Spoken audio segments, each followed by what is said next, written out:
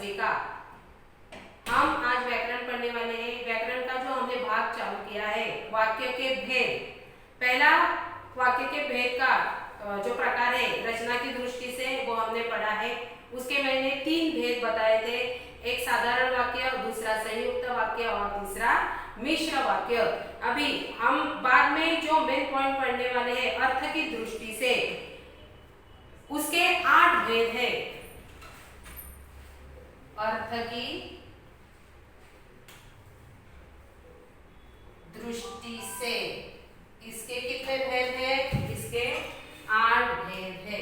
ठीक है, पहला जो भेद है उसका मैंने नाम आपको बताया था। मैंने पहले वीडियो में आपको टेबल भी लिख के दिया था। मुझे अच्छे से ऐसे लगता है कि आपने वो अपनी वही में लिखा होगा। पहला जो प्रकार है विधानार्थक या विधानवाचक वाक्य। पहला है विधानवाचक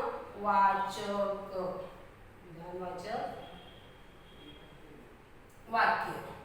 ठीक है, अभी विधानवाचक वाक्य, इसकी परिभाषा है वो मैं सिर्फ आपको बोलूंगी, आप अपनी वही में लिख लो। जिस वाक्य में किसी क्रिया के होने या करने की सूचना हो। देखो, जिस वाक्य में हम लिखेंगे, एक मिनट, जिस वाक्य में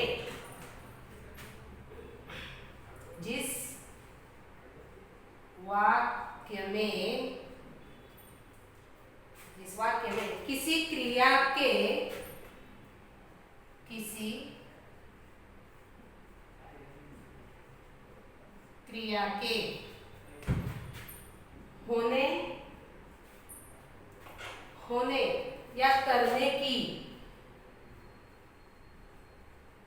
होने या करने की सूचना हो,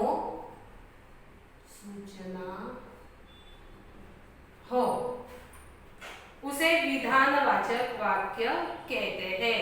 फिर से देखो, जिस वाक्य में किसी क्रिया के होने, देखो किसी क्रिया के होने या करने की सूचना हो, उसे विधानवाचक वाक्य कहते हैं। यहाँ पे हम उदाहरण के साथ देखेंगे। पहला जो है, सिरचन को लोग चटोर भी समझते हैं। पहला जो उदाहरण है, देखो, सिरचन को लोग चटोर भी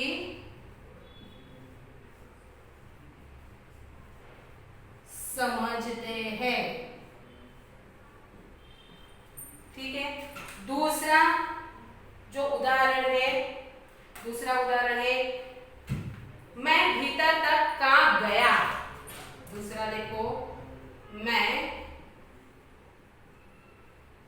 भीतर तक कहाँ गया। ये आपका हो गया दूसरा उदाहरण। तीसरा उदाहरण कैसा आएगा? सब तुमसे मिलने को उत्सुक है। सब तुमसे मिलने को उत्सुक है। ये हो गए आपके 3 उदाहरण। ठीक है, पहला उदाहरण जो है वो हमने क्या देखा? सिरचन को लोग चटोर भी समझते हैं। दूसरा, मैं भीतर तक कहाँ गया। और तीसरा, सब तुमसे मिलने को उत्सुक है। यहाँ पे जो परिभाषा हमने देखी थी, परिभाषा को क्या लिखा है? जिस वाक्य में किसी क्रिया के होने, ठीक है, किसी क्रिया के होने, ये जो मेन शब्द है वही आपको ध्यान में रखना है। क्रिया के होने या क्रिया के करने की सूचना हो। ठीक है, यहाँ पे अब जो तीसरा उदाहरण है, सब तुमसे मिलने को उत्सुक है। अभी क्रिया करने के लिए वो उत्सुक है। ठीक है, मतलब किसी को वो मिलना चाहते हैं या मिलने वाले हैं, क्रिया होने वाली है। सब तुमसे मिलने को उत्सुक है। यहाँ पे क्या दिखाई देता है कि क्रिया करने की कोशिश या सूचना हमें दी गई है। दूसरा जो है वाक्य देखो, मैं भीतर तक कहाँ गया।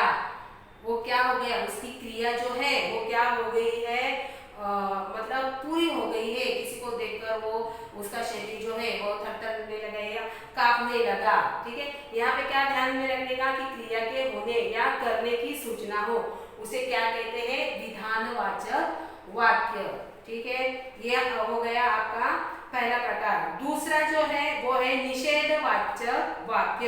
यहाँ पे जो वाक्य दिए होते हैं वो अक्सर नकारात्मक वाक्य होते हैं, मतलब उनमें क्या एक कुछ बात ऐसी होती है जो ना करने की कोशिश होती है या नहीं किया जाता है, उसे ही क्या कहते हैं, नकारात्मक या निषेधार्थक वाक्य। इसकी जो परिभाषा है मैं आपको खाली बोलती हूँ, आप अपनी वही में लिख लो। एक मिनट में आप यहाँ पे थोड़ा सा रख कर दूँ। दूसरा जो हमारा प्रकार है वो क्या है, निषेधवाचक। यहाँ पे आएगा निषेधवाचक वाक्य। ठीक है, इसकी जो परिभाषा है वो परिभाषा देखो, जिस वाक्य में किसी बात के न होने या न करने का बोध होता है उसे निषेधार्थक या निषेधवाचक वाक्य कहते हैं। पहला जो हमने देखा वो विधानवाचक था, उसमें हमने क्या देखा कि क्रिया होने या करने की सूचना मिलती है। अभी ये जो दूसरा वाक्य है इसमें देखो जो क्रिया है वो क्रिया न होने या न करने की सूचना या बोध मिलता है, उसे क्या कहते हैं, निषेधवाचक वाक्य। फिर से मैं परिभाषा बोलती हूँ, आप लिख लो। जिस वाक्य में किसी बात के न होने या न करने का बोध होता है उसे निषेधार्थक या निषेधवाचक वाक्य कहते हैं। वे पहला उदाहरण हम देखेंगे, हम अपना विस्तार नहीं करते। इसका पहला जो उदाहरण है वो है, हम अपना विस्तार नहीं करते। ये हो गया आपका पहला उदाहरण। दूसरा क्या है, मेरी गली में एक भी पेड़ नहीं। दूसरा है, मेरी गली में एक भी पेड़ नहीं। ये हो गया आपका दूसरा वाक्य। तीसरा क्या आएगा, उमा ने सितार पर भजन नहीं गाया। उमा ने सितार पर भजन नहीं गाया। ये हो गए आपके तीन उदाहरण। पहला जो उदाहरण है, हम अपना विस्तार नहीं करते। दूसरा है, मेरी गली में एक भी पेड़ नहीं। तीसरा है, उमा ने सितार पर भजन नहीं गाया।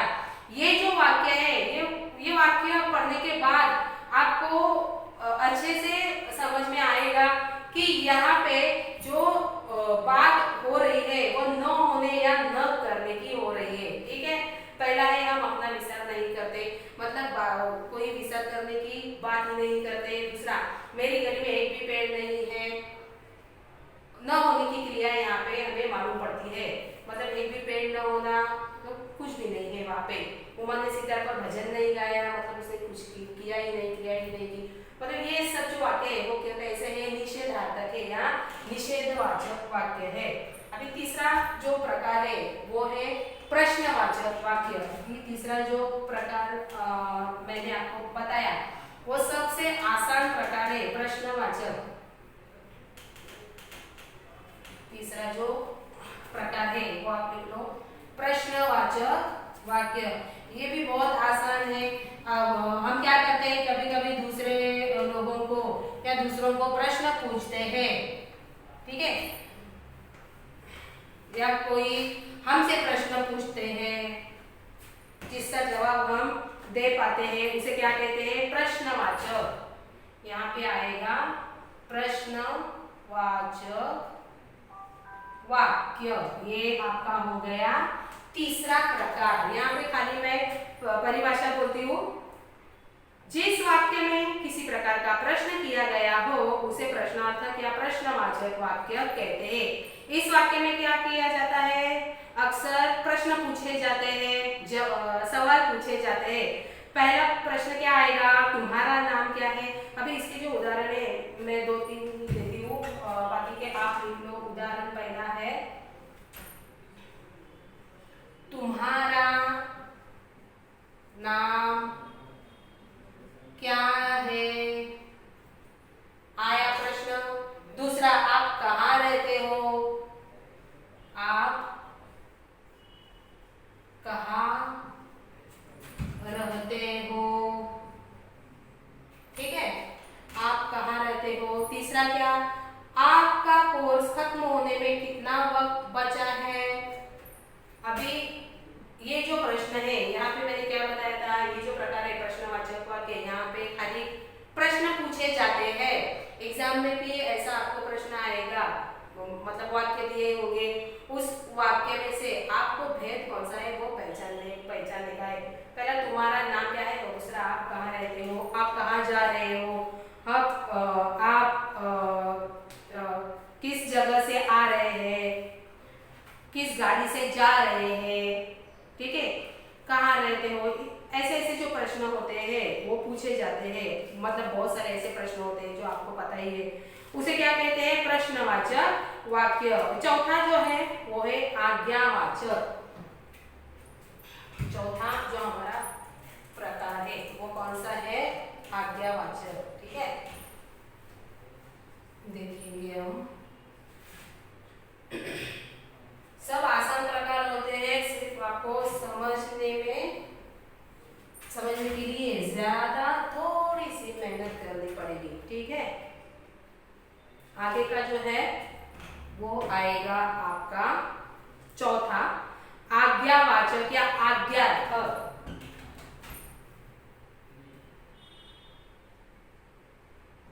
आज्ञार्थक या आज्ञावाचक वाक्य। ठीक है, ये आपका चौथा है। 3 तो हमने पहले पढ़े हैं और ये हो गया आपका चौथा। इसकी परिभाषा देखो, जिस वाक्य में किसी भी प्रकार की आज्ञा या प्रार्थना का बोध होता हो। आज्ञा, सिर्फ आज्ञा लिखती हूँ, आज्ञा या प्रार्थना का बोध, ठीक है, बोध होता हो, बोध होता है। परिभाषा में क्या आएगा देखो, जिस वाक्य में किसी भी प्रकार की आज्ञा या प्रार्थना का बोध होता हो उसे आज्ञार्थक या आज्ञावाचक वाक्य कहते हैं। पहला जो उदाहरण है वो हम देखेंगे, तुम अपना ध्यान रखो। पहला उदाहरण क्या आएगा? उदाहरण, तुम अपना ध्यान रखो। ठीक है, दूसरा आएगा, भैया मिठाई बांटो। भैया मिठाई बांटो। ये हो गया आपका दूसरा उदाहरण। पहला जो है वहां पे तुम अपना ध्यान रखो, मतलब क्या किया है? आज्ञा की है उसको। भैया मिठाई बांटो, ये भी उसको क्या किया है? एक तो आज्ञा की है या उसको प्रार्थना की है। ठीक है, यहाँ पे क्या बताया मैंने? आज्ञार्थक या आज्ञावाचक जो वाक्य होते हैं, यहाँ पे आज्ञा या प्रार्थना का बोध होता है। आप ऐसे ब्रैकेट में किसी साइड पे आप लिख के लो, आज्ञा या प्रार्थना का बोध। ठीक है, ऐसे जो उदाहरण है वो आप अपने जो बच्चों को उदाहरण आते हैं वो आप वही में लिख सकते हो। जो 5वां उदाहरण है वो है इच्छावाचक वाक्य या इच्छार्थक वाक्य। जो 5वां है, 5वां जो प्रकार है